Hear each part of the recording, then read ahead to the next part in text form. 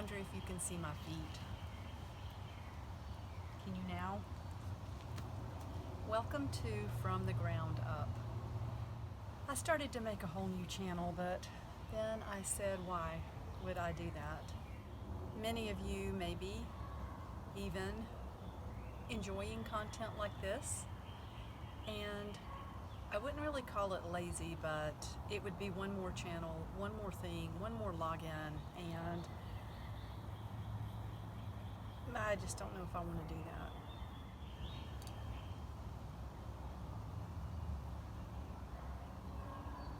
Don't really need my glasses for this.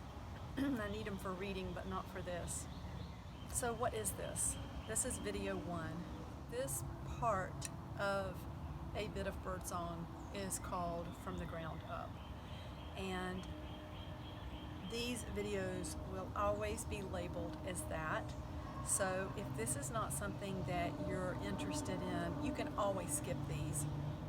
I'm sure you can hear the traffic from the highway. We're not super close, but we definitely hear the trucks. And there's a yellow jacket or a bee, or it's not a bee.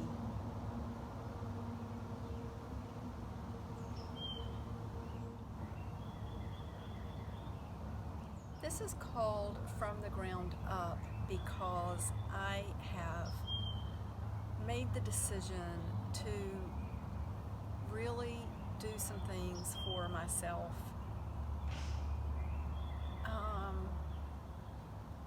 in many different ways, and they all tie in together. Even though I'm getting shockingly close to 60, I still feel like in some ways I'm starting over. Now, not to go into too much detail, I was in a 23-year verbally abusive marriage. It wasn't really physical, and the reason I say wasn't really physical is that there wasn't any hitting. But when you're living with someone who is so incredibly angry and volatile, there's always a fear that it could jump the fence, jump the track, whatever, and go to the next level. Now, before anybody judges or says, why did you stay? There were good qualities there.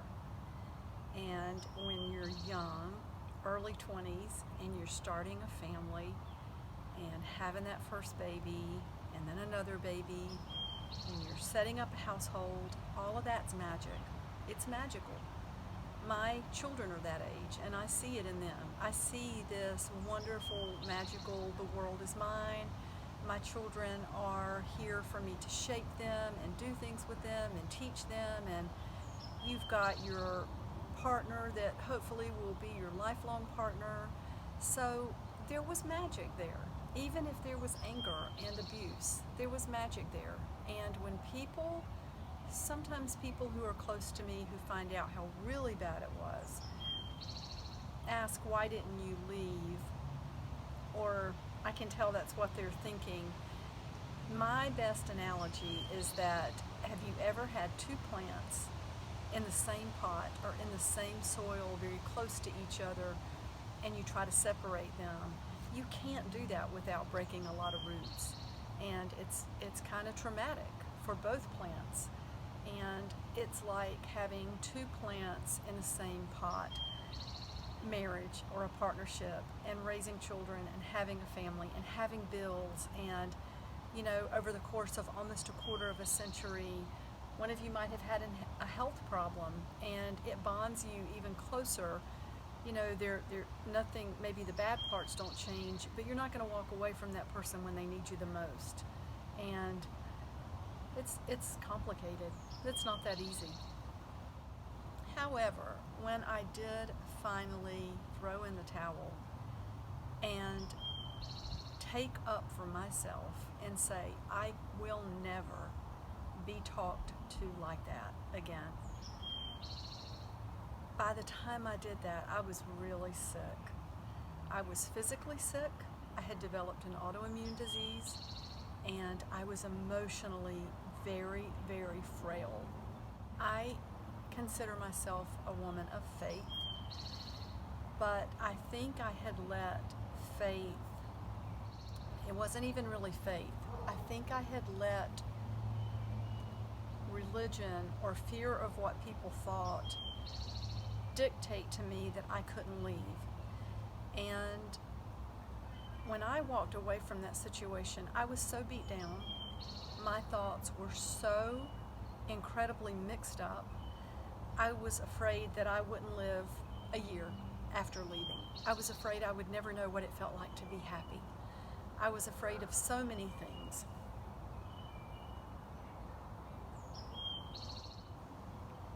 It's funny how a segment that was going to be really built up around gardening and growing vegetables and taking care of myself always goes back to this.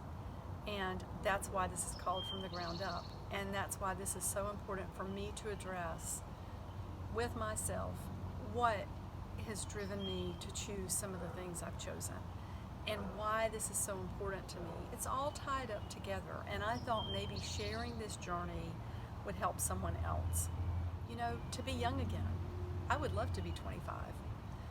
Of course, I would have a lot of hard road ahead of me again, even if I made different choices. I love the stage of life that I'm at right now, but it's really sobering when you're getting close to 60 and you think, wow, I have classmates who have passed away, and I have people my age who are suddenly developing chronic illnesses or illnesses that are considered part of being elderly. Nevertheless, I want to start over, and my dear Jason, he is where I should be. Hey, baby. That's okay. I can't see you. I can just... Oh, now I can see you. I'm just rambling. I don't think it's too loud out here, do you, for me to be talking? Nobody's watching.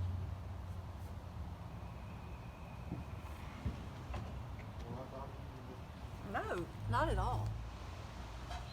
So there's no starting over with that. I don't mean that. During those 23 plus years that I was in the relationship, the marriage, I lived in just one house. So we rented a house that was old, 100 years old, and lots of really funky space, really great energy. Two of my kids thought a ghost lived there, and I won't get into that today, but several things that were really kind of crazy happened. And then something happened to somebody who was totally a third party that confirmed maybe my kids were hearing things. When you're in a place that's yours and you're growing your family and you're becoming who you're going to be as an adult, and of course kids, they really, really influence what you can do. You know, your life changes drastically. But I started to build up my little routines around that sweet life that I wanted and that I was building. So gardening became huge. That was one of the first things I wanted to get into. And we did have some really wonderful soil in the yard. I'm watching my sweetie. He's going for a ride.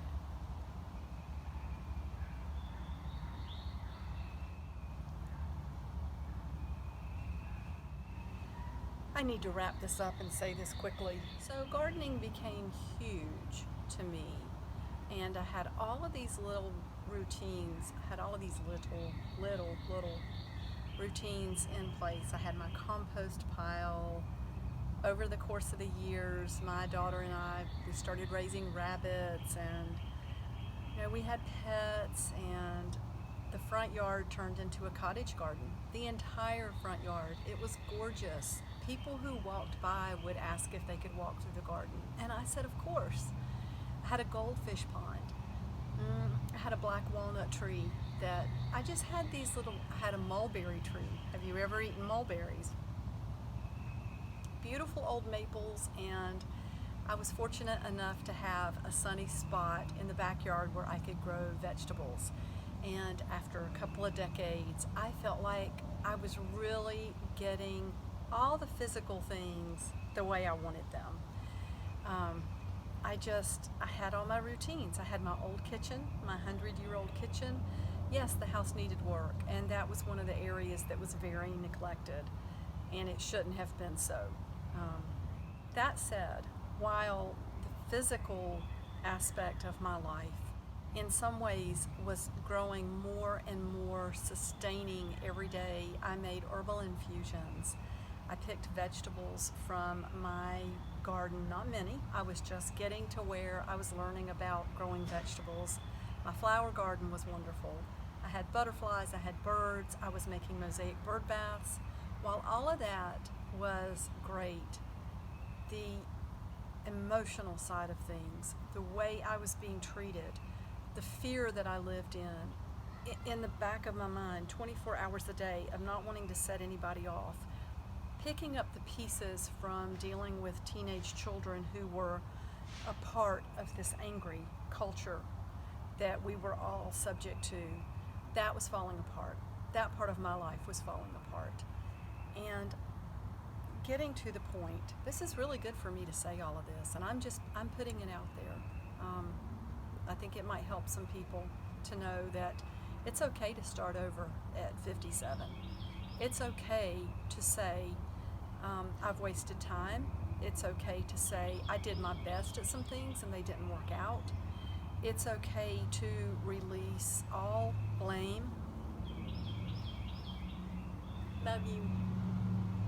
It's okay to admit that some things failed. Whatever. It's okay to just completely let go and say, it's over with. I release it to the universe. Speaking of the universe, so I really struggled with whether or not to make a new channel. I love the concept of the universe sending us things that we need, or things that we don't know we need. And then all of a sudden we think, wow, this is amazing. I will say that Jason is the answer to prayer.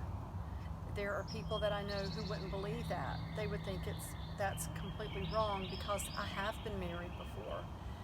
But, God knows what I've been through and how sick I was when I left that abusive place, and choices that I made that ended up being horrible mistakes. I'm here now, and I want to get back to having that physical part of my life be in line with happiness. I've gotten so happy that I'm eating way too many cookies. This is not being happy. This is going back to the doubts and the fears and coming away from something that was really, really damaging.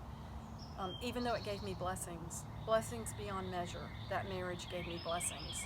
I have 4 beautiful children and 2 grandchildren and 1 on the way. And my kids are great. They are wonderful. And you know what? I see their dad's good qualities in them. There is good there. So it's complicated. It's not that easy to sort out. But I have tried so many times to garden here, and I start doubting myself. I guess even though Jason has told me over and over again, this is mine. It's mine, not his. He says, this is yours. Do what you want to, whatever you want to. It's okay. I love it. I'll love anything you do. I have these doubts to creep in because I've lost so much.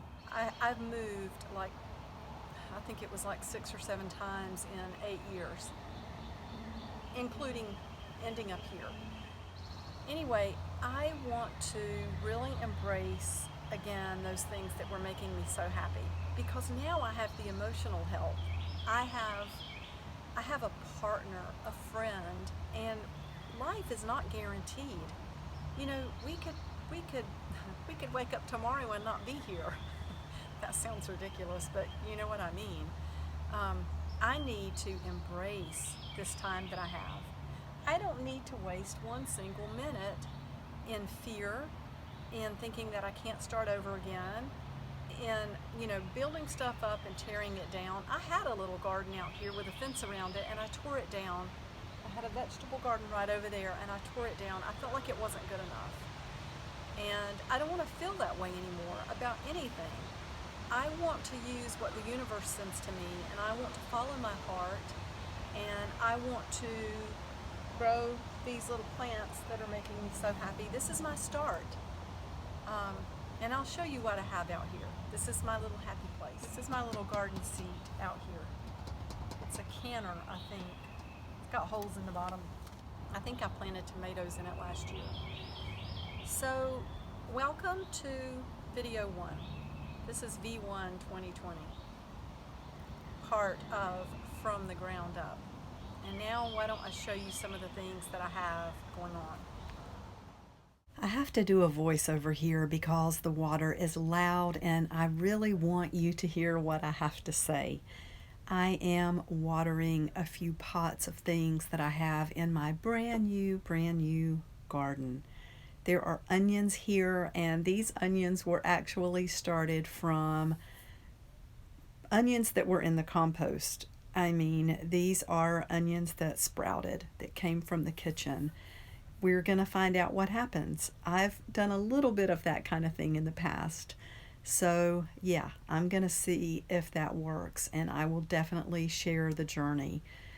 These little pots here, the green ones, the first one has nasturtium seeds, and the one in the middle has a pepper or pepper seeds. We're going to try to get a pepper plant out of that. And then the third one has, I think, 2 pea plants in there. I think it's 2. I should have written it down. I did write what is in the pot, but I don't remember how many seeds I put in there. And then I'm watering my petunia, and I think that's a mandevilla in the pot that's kind of up high. I hope I'm saying that right. I've never had one of those. We're going to see how that does. Around the petunias, I have planted zinnia seeds, and we're going to see if those come up. I want to wrap this up and tell you the point of all of this. I feel like for years I was in a place where I had built up things that I loved physically, my garden, healthy habits, eating, walking, exercising, herbal medicine, things that meant so much to me, but I was being ravaged emotionally. It was not a healthy place. When I left that, I didn't expect to end up where I am now. Fast forward a decade, and I am with someone I love so much. And no, happiness is not about finding another person. You have to have happiness from within yourself. But I have this beautiful, beautiful partnership with Jason. I have a beautiful house. I have a beautiful yard, and there is nothing but me standing in the way of building again those physical things that made me so happy. I don't want fear to stand in the way.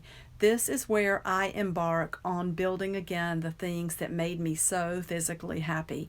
I want to take the time I have left, whatever that is. I want to utilize what God has given me. I want to take with gratitude what the universe has given me, and I want you to join me. This is a part of my life I'm inviting you into, and let's just see what happens.